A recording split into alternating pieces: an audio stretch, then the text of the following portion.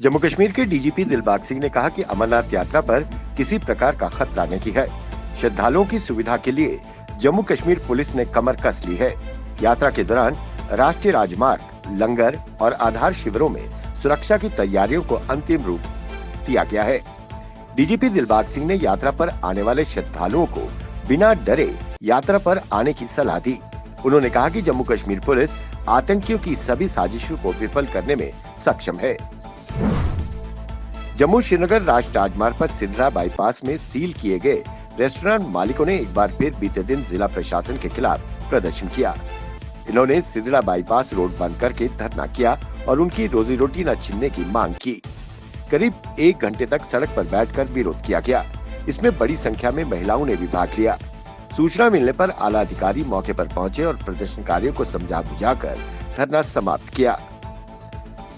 इनके कई युवा ऐसे भी हैं जिन्होंने रेस्टोरेंट किराए पे ले रखा है। सब के सब बेरोजगार हो गए हैं।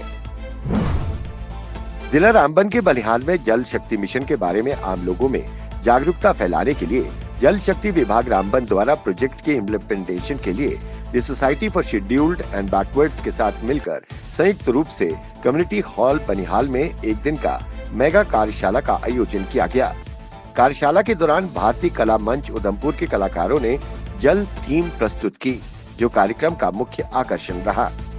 इस शिविर में लोगों को पानी के महत्व और सही तरीके के उपयोग के बारे में जागरूक और शिक्षित किया गया।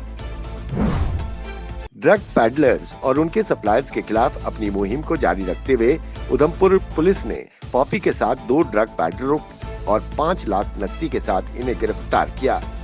गुप्त सूचना के आधार पर उधमपुर पुलिस द्वारा विशेष नाका लगाया गया। पुलिस ने एक संदिग्ध वाहन को रोका। तलाशी के दौरान पुलिस को 300 केजी खसखस बरामद हुआ, जिसे टैंकर के अंदर 15 बैगों में छिपाया गया था। अमरनाथ यात्रियों की सहूलियत और सुरक्षा को ध्यान में रखते हुए यात्रा परमिट कार्ड पर ही भक्तों को बाबा बर्फानी के दर्शन करने का सौभाग्य प्राप्त होगा। श्री अमरनाथ श्राइन बोर्ड की ओर से जारी शेड्यूल्ड के मुताबिक हफ्ते में 7 दिन में अलग अलग दिन और रूट के मुताबिक यात्रियों को अलग अलग रंग के यात्री परमिट जारी किए जाएंगे। पहलगाम और बल्टाल रूट के लिए अलग रंग से यात्रा परमिट जारी किए जाएंगे।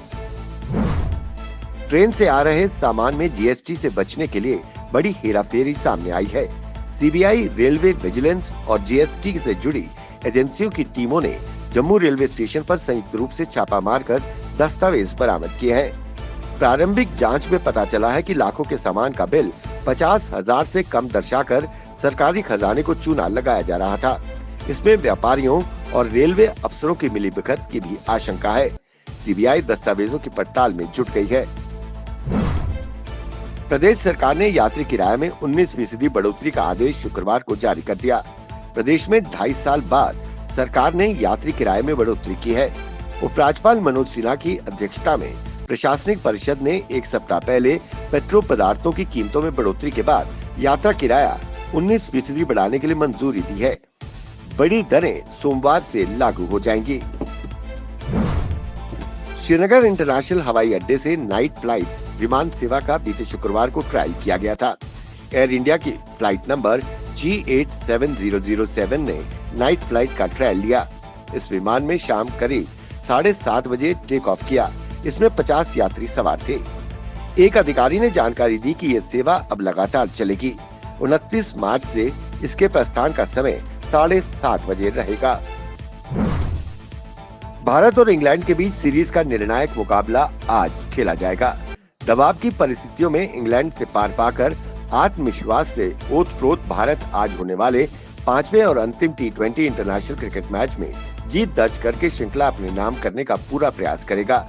दोनों ही टीमें 2-2 मैच जीतकर बराबरी पर हैं। ऐसे में यह मुकाबला देखने लायक होगा। देश में कोरोना वायरस का कहर एक बार फिर लगातार बढ़ता जा रहा है। पिछले 24 घंटे में देश भर में कोरोना के 40,906 नए मामले सामने आए हैं, तो इसी दौरान 188 मरीजों की मौत हो गई। इसके बाद देश भर में कोरोना संक्रमितों से मरने वाले मरीजों की संख्या बढ़कर 1,59,588 हो गई है। जम्मू संभाग के जिला पुंछ की ऐतिहासिक मुगल रोड से स्नो क्लियरेंस ऑपरेशन का काम तेजी से जारी है। मुगल रोड दक्षिणी कश्मीर के शोपियां जिले को पुंछ और राजौरी से जोड़ता है।